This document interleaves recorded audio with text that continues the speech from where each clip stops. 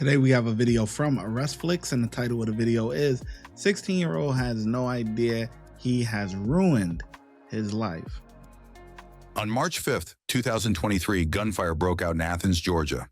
At an intersection in the 5 Points area, a car with 5 young men was stopped at a red light when a white Honda Accord pulled up and opened fire. A shooting between the two vehicles followed, with multiple rounds fired in a residential street. When it ended, 24-year-old Giovanni McDavid was critically injured behind the wheel. As investigators looked into the case, they found something unexpected.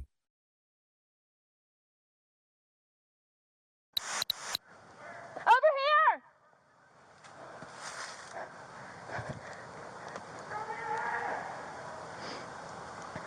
Central gunshot to the head, Northview Drive. I need EMS 1019. Hey, can you hear me?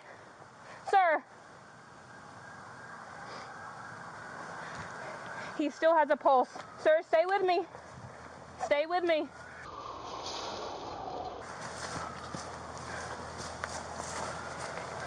He's still...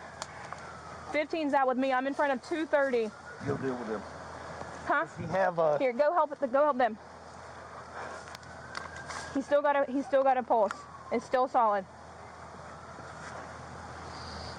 There's a scale in that pocket So, right there.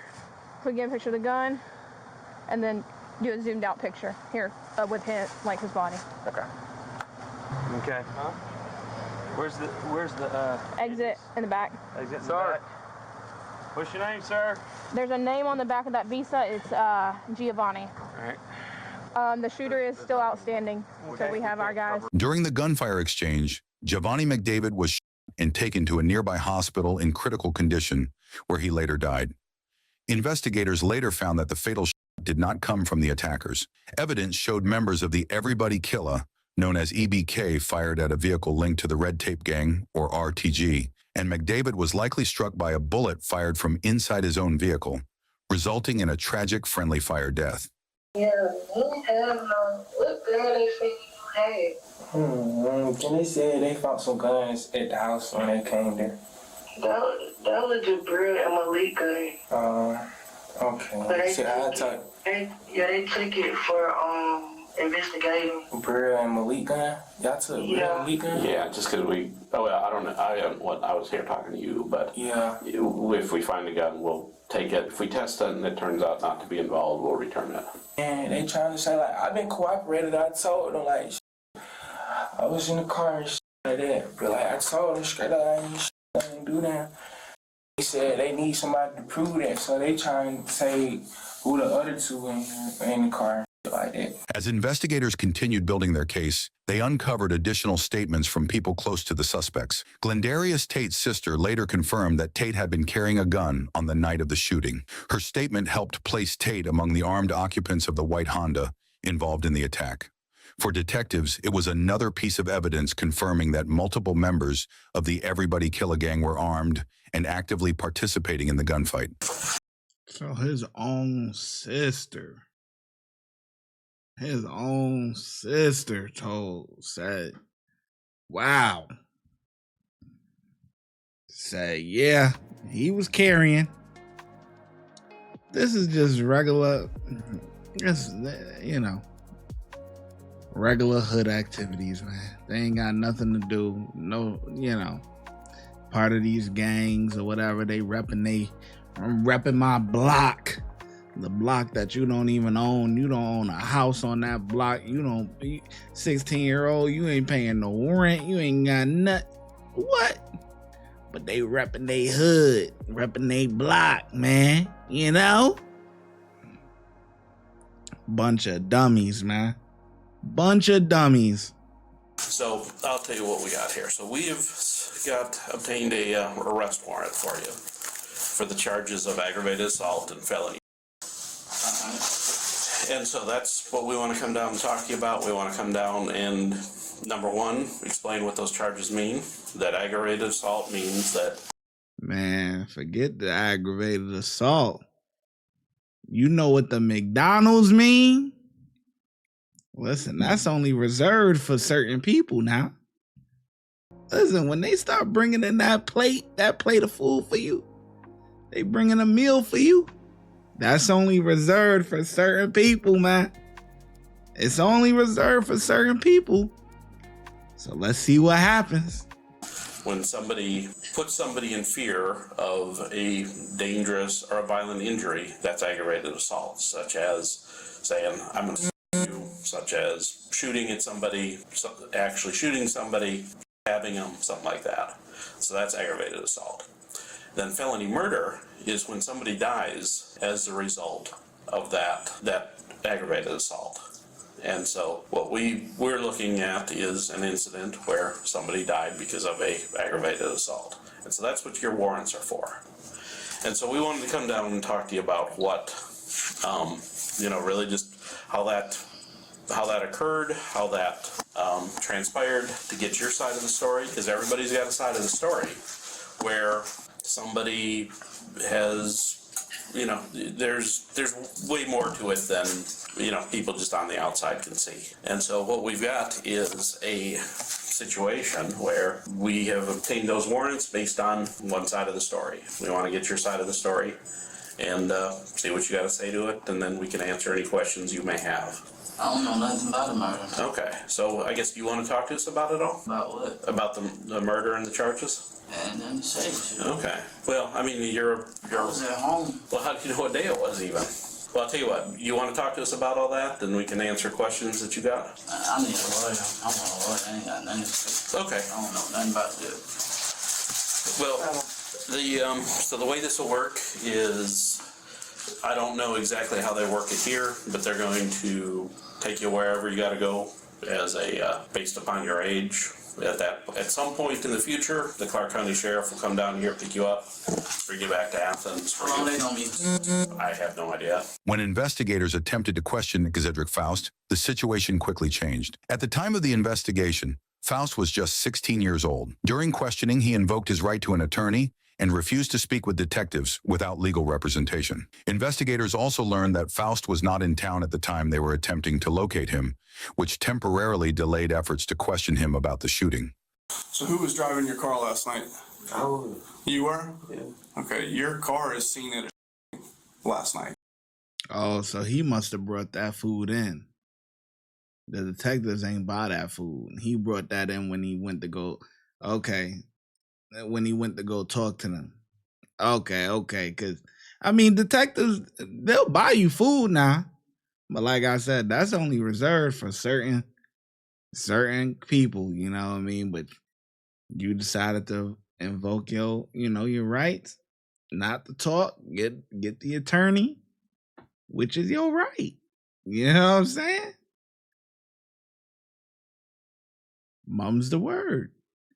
But yeah, you brought that food in yourself. You know what I mean? Whenever whoever dropped you off or whatever, maybe mom dropped you off or whatever to talk to them or whatever the case may be. Because it seems like it was coordinated. You know, they went to go look for him before he wasn't in town or whatever the case may be, and then they coordinated and got him, down there to talk to them guys or whatever. But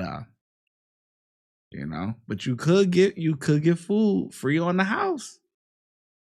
But it's only reserved for certain individuals, man. You gotta start. You better start yip-yapping, but he decided not to. On video. Yeah, but the shooting happened on a whole nother street. Yeah? Where at? I don't know, because it was around the corner. It was around the corner from you? Yeah. From Myron's house? No, when we were driving, as soon as I turned on Millage, we started hearing shooting. I skirted off and got back on the front street of Millage. Okay. The shooting was still happening when I'm driving off. Why was someone hanging out of your car with a rifle? Nobody hanging out of my car with a rifle. We have it on video, man. I see someone hanging out of your passenger window, your front passenger window with a rifle. And they blasted off from your vehicle at least 30 rounds. What? Yeah. I don't know when that happened. Really? Okay. That didn't happen. Nobody didn't shoot because it went on our street. Okay. So your story already doesn't make sense. How? The shooting happened on a whole other street. You still hear the shooting when we driving. I mentioned that there was a shooting last night, and then you already knew where it happened. Because the girl got on live saying my name. Everybody calling me this morning, talking about why she on live saying. What girl? I don't know the girl. I don't even follow her. She got on Instagram Live saying Nick. So someone was saying you did it? Yeah. Already? Yeah. Why would they say that? Because the folks who party with us don't like us. They don't like you? They don't, yeah. What do you mean us? They don't like people from uptown. EBK? No, I just said uptown. Talking about sides of town. That side of town, I don't know this side of town. Yeah, that party was a RTG party. No, that one, that was Little Darius them. That's the same group party. What are you talking about? Okay. So people there aren't RTG? I don't know. We didn't know where the party was. Okay. We thought it was a college party, and then we couldn't even find it. As soon as we turned past the little UJ practice field, folks started. Who was in the car with you? There wasn't nobody with me. You were just driving by yourself? Yeah, I was in the car with myself. Why do you keep saying we, though? I said folks don't like us. No. When you were talking about turning and driving around, you said we. I didn't say no we. Okay. I didn't mean to. I meant to say I. Because my partner just went with a girl. Okay. Nobody let off no rounds from my car. Sure. Okay. So when we do a search warrant on the car, are we going to locate any shell casings inside of it? No. No. And the other car that we just brought in, that other white car that you saw in the parking lot? Yeah. Why were you shocked to see it? I wasn't. Who said I was shocked? I thought it was my car. I kept looking at the car trying to see if it was mine. And I didn't see no dice right there. I was thinking, like, why they taking my mom's car? Yeah, no, we've got your mom's car because your car was clearly seen on video going to where the shooting was and driving away from it. And people are shooting from that car. Thing with the gun residue stuff is it's not a voluntary thing. It's because it's perishable. We got to go ahead and do it. It's just sticky magnets, so it's a painless process. But yeah, it's not really like a yes or no kind of thing. We're going to go ahead and do a gunshot residue kit on it. Technically, the evidence can be lost. Okay. Yeah, I ain't got no choice. All I'm going to do is rub this on your hands. Detectives executed a search warrant at the home of Anthony Brown. Inside the residence, officers recovered a 9mm handgun believed to be connected to the ballistic testing later showed that the weapon matched shell casings recovered from the crime scene, directly linking Brown to the gunfire that night. For investigators, the discovery was a critical piece of evidence tying one of the Everybody Killer members to the deadly shootout. We can leave and we can come back and we can talk about it, but we need to hear your side of the story. All I'm saying is, I didn't kill no one. Okay, and that's a fair, I didn't shoot a gun. fair statement. None of that. But what we're looking for is... If y'all know this much, y'all know I didn't shoot. Well, I mean, we don't know exactly what happened in that car. I mean, If you know what y'all know, some folks lie to cover up themselves Sure, yeah. Or I mean, they have reasons. Or they lie just because they like lying. Yeah. Well, think about this. When you were a kid and your mom caught you doing something, eating cookies before dinner, for instance, and your mom says, you aren't supposed to be eating cookies, and you say, I wouldn't eat cookies, and she says, well, there's cookie crumbs on your shirt. That's one way of doing it. But if you say, all right, Mom, you caught me, I won't do it again, she'll say, fine, don't do it again. You see what I'm saying? There's kind of a difference when people lie to you when the facts are just sitting right there staring at your face. So you're kind of in that same situation, that when this comes to court, I'm going to sit there and I'm going to say to the jury, the prosecutor's going to ask, what did Mr. Appling tell you? And I will say, Mr. Appling sat in that room, we talked for a while, we eventually got to the truth. He was a forthcoming, honest guy. He told me exactly what happened because he's showing some true remorse and he's showing that he has the mindset and the character to do what's right. Or I could say, he told me he didn't know what was going on, that he didn't know anything, that whatever. And all I can assume is that he's not being truthful. And and the jury will look at that. If I help y'all out with Montana murder, demon murder, and this murder, can I go home? I mean, we can't let you go home, but that is something that you can always have a discussion with the prosecutor with. But I think what we need is kind of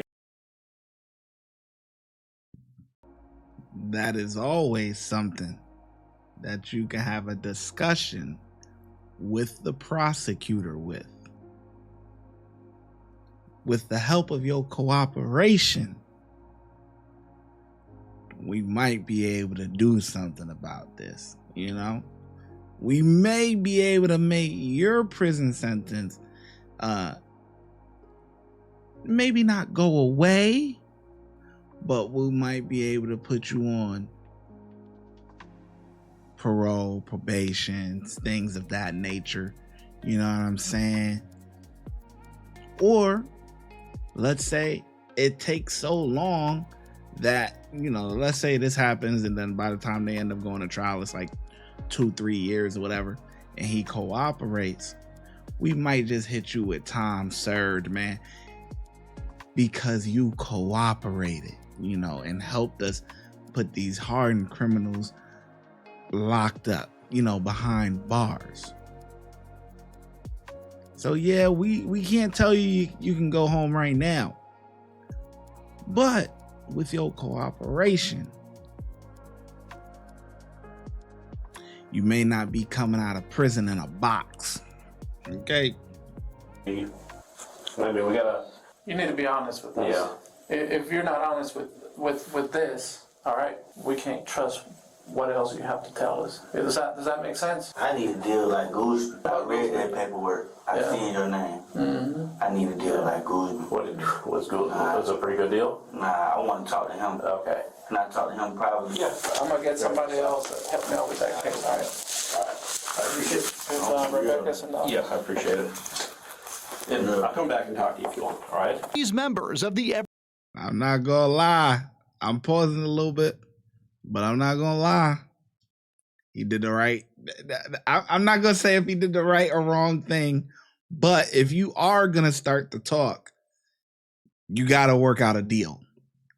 Just willy-nilly talking to the detectives like that is not gonna get you no deal. You gotta work out a deal. If you know some information that you trying to get off your chest, you have to work out a deal before you start chit-chat. That's how that go. Just sitting in the interrogation, just, oh yeah, when they hit you with that, well, you know, if you honest, I could tell the jury this, that. All right, whatever. But that's not gonna get you no deal though. You just chit-chatting. You just chatting. So you a rat, and then you gonna go in the willy-nilly, and you still gonna have to do your time. Yeah, you gotta work out a deal before if you're gonna go down that path of just talking. Everybody Killer Gang, now in prison, convicted of voluntary manslaughter in the deadly shooting of Giovanni McDavid, a Red Tape gang member. In the end, prosecutors charged the suspects with multiple felonies, including voluntary manslaughter, aggravated assault, violation of the Street Gang Terrorism and Prevention Act, possession of a firearm during the commission of a felony, and criminal damage to property. Members of the Everybody Killer, Anthony Brown, Glendarius Tate, and ex-Zidrick Faust each pleaded guilty and were sentenced to 35 years, with the first 25 years in prison and the remaining years on strict probation. The fourth defendant, Jaden Appling, also pleaded guilty and received 35 years, with 20 years to be served in prison, followed by probation. Although the fatal shot that killed Giovanni McDavid ultimately came from inside his own vehicle, investigators concluded the violence began when the EBK members opened fire, making them legally responsible for the deadly outcome. With the guilty pleas and sentencing, the case was finally brought to a close.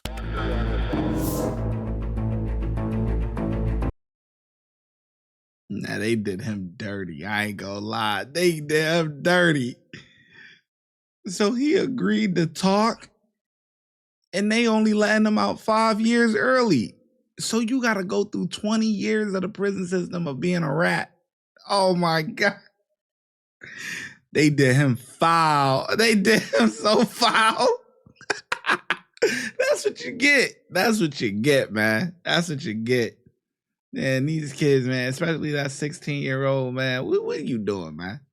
What the hell are you doing hanging out with these guys? The guys y'all went and unalived is 24 years old. What the hell is a 16-year-old hanging out with?